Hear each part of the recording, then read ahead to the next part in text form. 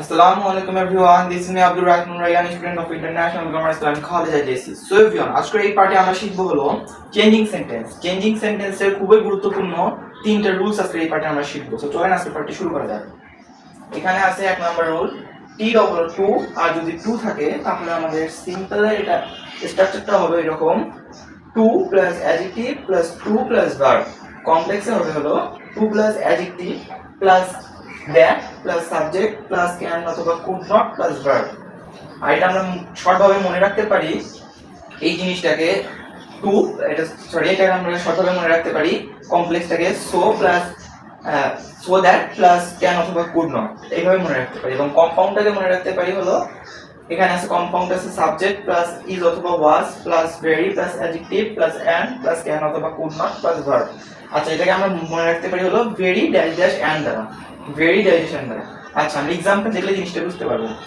আচ্ছা, আমাদের যেটা एग्जांपल এক নাম্বার আছে সিম্পলে, he is too weak to work. Too এখানে টুটা টি ডবল ও আছে, টু উইক টু ওয়ার্ক। আচ্ছা, এটা শর্ট ভাবে মনে রাখতে পারি টি ডবল ও যেখানে থাকে ওখানে আমাদের হয় হলো সো, আর যেখানে শুধু টু আছে ওখানে হয় হলো দ্যাট। তারপরে আমাদের স্ট্রাকচার আছে ক্যান অথবা কুড নট। সো আমাদেরকে অবভিয়াসলি এখানে আনতে হবে ক্যান অথবা কুড নট, কেননা আমাদের টু টু যে রুলসটা এই রুলসে আমাদের পুরো মিনিংটাকে পজিটিভ হিসেবে দেখায়, আমাদের এটাকে নেগেটিভ বানাতে হয়। আচ্ছা, he is so weak that he can not walk, he can not walk এটা হবে। আচ্ছা, আর যদি আমরা এখানে স্ট্রাকচার মিলাই তাহলে আমাদের মিলে যাবে। দেখো সো প্লাস অ্যাডজেক্টিভ আসছে প্লাস দ্যাট আসছে প্লাস সাবজেক্ট আবার আসছে প্লাস ক্যান অথবা কুড নট আসছে তারপর ভার্ব আসছে ওয়াক।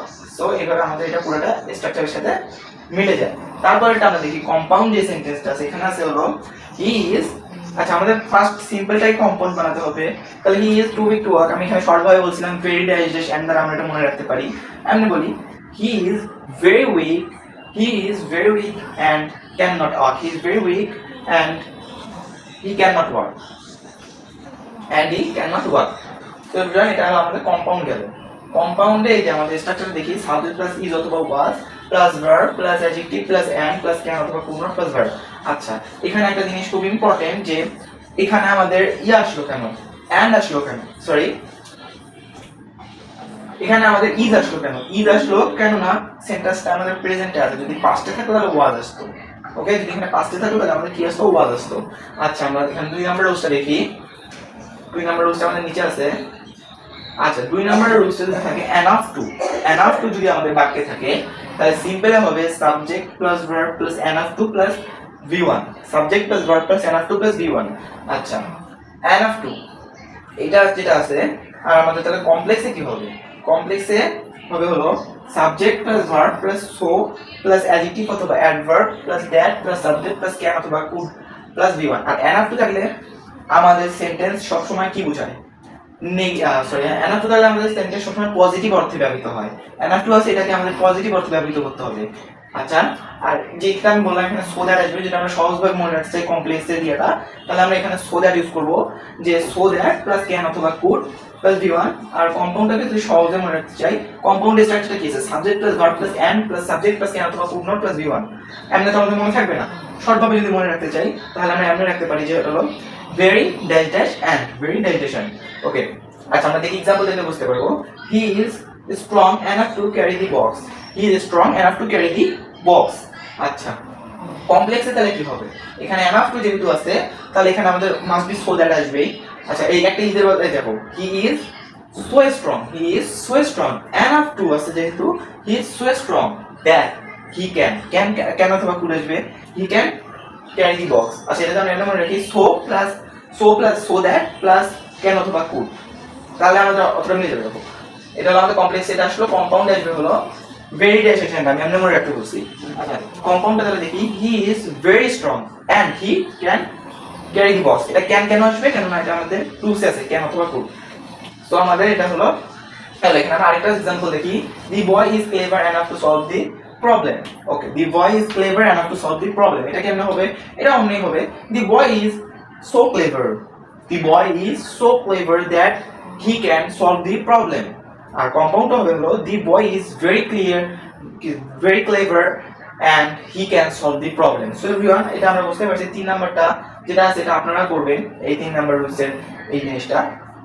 আচ্ছা এখন আমরা আরেকটা রুলস দেখি, যেটা হলো গিয়ে আমাদের আমাদের নেক্সট রুলটা হলো গিয়ে ইনস্পাইট অফ অথবা ডিসপাইট। বাকি যদি ইনস্পাইট অফ বা ডিসপাইট থাকে তাহলে আমাদের সিম্পলে হয় হলো ইনস্পাইট অফ অথবা ডিসপাইট প্লাস নাউন অথবা জিরান প্লাস সাবজেক্ট প্লাস ভার্ব। সিম্পলে তো থাকবেই, ওটা তো করতে বলবে না। যদি আমাদের কমপ্লেক্সে থাকে দো অল দো plus subject plus verb plus subject plus verb, মানে দো অল দো থাকলে আমাদের এগুলো আসবে। আচ্ছা কমপ্লেক্স আমরা বানাবো কেন, একটা সেন্টেন্স কমপ্লেক্স বানাবো কেন? এক্সাম্পলটা দেখি, in spite of his poverty he is honest. এটাকে আমাদের কমপ্লেক্স বানাতে হবে। কমপ্লেক্সের স্ট্রাকচারটা হলো দো অথবা অল দো plus subject plus verb plus subject plus verb. আচ্ছা আমরা স্ট্রাকচার মনে রাখবো না, আমরা জাস্ট মনে রাখবো যেখানে দো অল দো আসলো। আচ্ছা দেখি, in spite of his poverty he is honest. In spite of কথাটা আসছে, এখানে দো অবশ্যই আসবে। দো হি ইজ পোর। আচ্ছা এখানে আমাদের কি বলছে, এখানে আমি দো তো দো প্লাস সাবজেক্ট, ওকে দো প্লাস সাবজেক্ট আসলো হি। তারপর হলো ভার্ব, ভার্বটা কি প্রপার্টি, না আসলো কি পোর। তারপরে কি আসবে, আবার আসবে হলো সাবজেক্ট, আবার আসবে সাবজেক্ট, তাহলে সাবজেক্ট আসলো হি, তারপরে ভার্ব ইজ আছে, ইজ তারপর verb honest, he is honest. আচ্ছা আমাদের কম্পাউন্ডটা দেখি, কম্পাউন্ডে বলা হয়েছে হলো subject plus verb plus but plus subject plus verb. এখানে আমাদের হলো বাট আসবে, কম্পাউন্ডে আমাদের কি আসবে, এক্সট্রা আসবে বাট। আচ্ছা দেখি, এটা কিন্তু দেখো ইন স্পাইট অফ বা ডিসপাইট থেকে যদি কম্পাউন্ড বানাতে পারি তাহলে বাট আসবে। দো অল দো থাকলে এরকম বাক্য থাকলে দো he is poor he is honest যদি থাকে কম্পাউন্ড বানাতে পারি তাহলে বাট আসবে। আচ্ছা he is poor but he is honest, কি হি ইজ পোর সে গরিব কিন্তু সে সত্যবাদী। আচ্ছা এটা আমরা যদি এটা দেখি, এটা আমাদের হবে হলো দো he is poor he is honest আছে। আচ্ছা আমাদের প্রথমে আসবে কি সাবজেক্ট, সাবজেক্ট নামলাম আমরা হি, তারপরে হলো ভার্ব ইজ পোর, তারপরে এখানে বাট আনতে হবে, এই কমা এখানে বাট আনলাম, বাট হি ইজ অনেস্ট। এটা আমরা সহজভাবে আরো সহজভাবে মনে রাখতে পারি, কমার ওখানে বাট বসাই দেবো, এটা মিলে যাবে। এখানে আমাদের জাস্ট স্ট্রাকচার অনুযায়ী সাবজেক্ট আনতে হবে, দেন আমাদের ভার্বটা আনতে হবে। ফার্স্ট দুটো যদি আমরা মনে রাখতে পারি, তারপরে যদি আমরা খালি বাট দিয়ে, মানে যেখানে কমা আছে দো his poor he is honest, এই কথাটা তো ঠিক আছে, এই কমাটার এখানে জাস্ট বাট দিয়ে পরের এটা আমাদের ঠিক থাকবে। পরের বাক্যটা জাস্ট ফার্স্ট লাইনে আমাদের কি আনতে হবে, যে এখানে আনতে হবে হলো আমাদের সাবজেক্ট আনতে হবে আর ভার্বটা আনতে হবে, তাহলে আমরা পুরোটাই পারবো ইনশাআল্লাহ। সো এভরিওয়ান আজকের পার্টটা যদি আপনাদের ভালো লাগে তাহলে আমার চ্যানেলকে সব জায়গায় লাইক শেয়ার এবং সাবস্ক্রাইব মাস্ট বি করবেন। আসসালামু আলাইকুম।